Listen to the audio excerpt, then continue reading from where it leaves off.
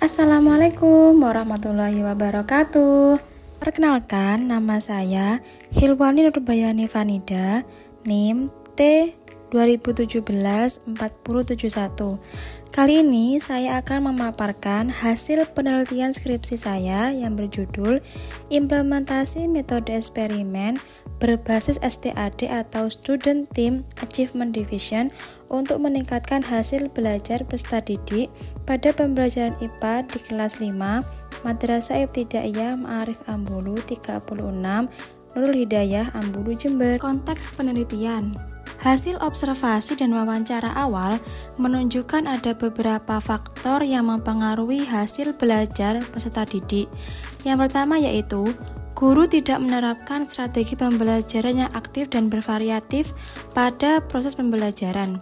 Padahal saat itu peserta didik kurang tertarik pada materi yang dijelaskan.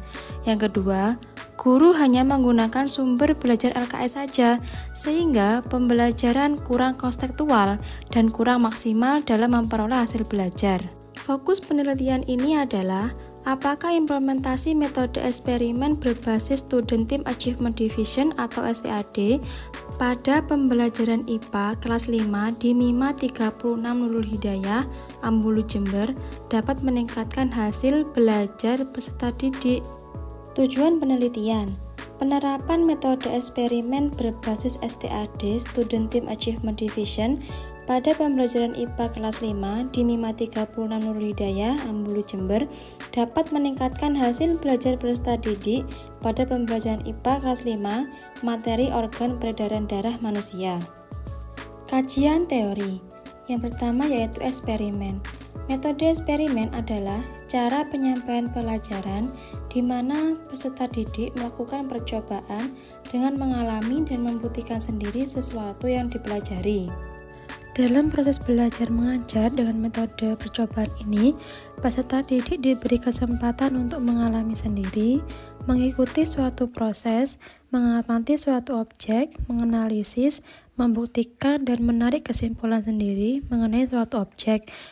Dengan demikian, peserta didik dituntut untuk mengalami sendiri, mencari kebenaran atau mencoba mencari sesuatu hukum atau dalil yang menarik kesimpulan atau proses yang dialaminya. Dalam metode eksperimen, guru juga dapat mengembangkan keterlibatan fisik, mental, serta emosional peserta didik.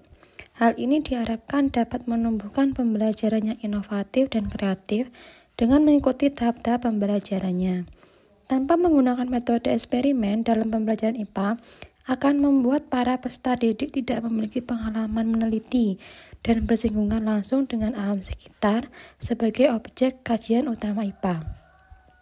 Sehingga, peserta didik tidak mengenal berbagai keunikan dan luasnya alam yang harus mereka kuasai. Eksperimen atau percobaan tidak harus dilaksanakan di dalam laboratorium, tetapi juga dapat dilakukan di luar kelas. Dengan begitu, metode eksperimen dapat membantu guru dalam menghubungkan mata pelajaran dengan dunia nyata, terutama dalam konsep IPA. Yang kedua yaitu Cooperative Learning tipe STAD. Pembelajaran kooperatif tipe STAD merupakan salah satu tipe dari model pembelajaran kooperatif dengan menggunakan kelompok-kelompok kecil dengan jumlah anggota yaitu tiap-tiap kelompoknya terdiri dari 4-5 orang peserta didik secara heterogen.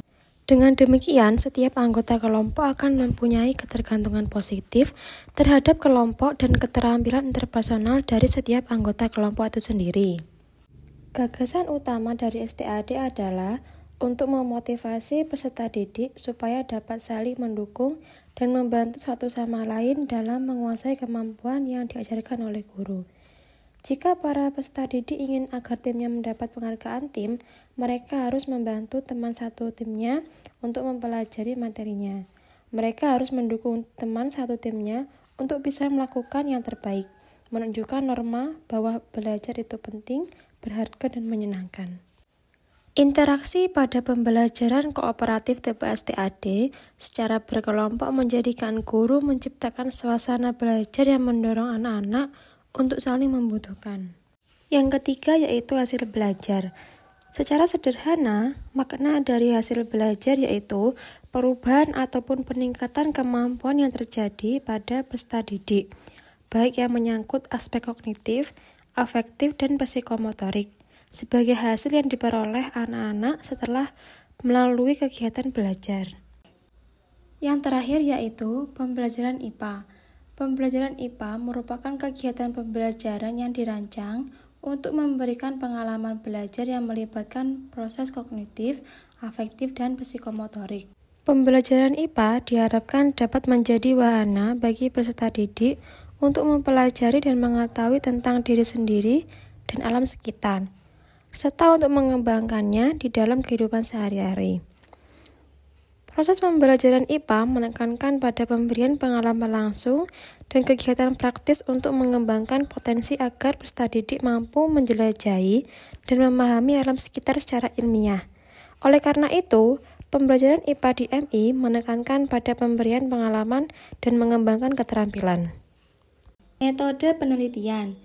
Penelitian ini menggunakan metode penelitian tindakan kelas atau biasa disebut dengan PTK. Penelitian tindakan kelas ini dilaksanakan untuk mengatasi permasalahan yang muncul di dalam kelas.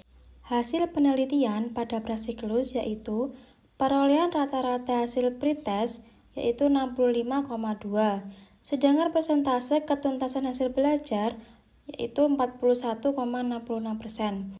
Berdasarkan data prasiklus tersebut, dapat dipahami bahwa hasil belajar peserta didik di kelas 5 masih tergolong rendah dan harus ditindaklanjuti untuk perbaikan. Hasil penelitian untuk siklus yang ke-1 yaitu perolehan rata-rata hasil post-test yaitu 71,66, sedangkan persentase ketuntasan hasil belajar yaitu 66,6%. Berdasarkan hasil dari siklus pertama, tampak menghasilkan peningkatan dibanding dengan prasiklus. Hasil dari siklus 1 perlu ditindaklanjuti karena masih belum mencapai kriteria keberhasilan yang diharapkan. Perolehan rata-rata hasil post-test untuk siklus yang kedua yaitu 82,91%. Persentase ketuntasan hasil belajar yaitu 87,5%. Berdasarkan hasil dari siklus 2, tampak meningkat dibandingkan dengan siklus yang pertama. Ada sebanyak 21 peserta didik yang mencapai ketuntasan dari 24 jumlah peserta didik di kelas 5.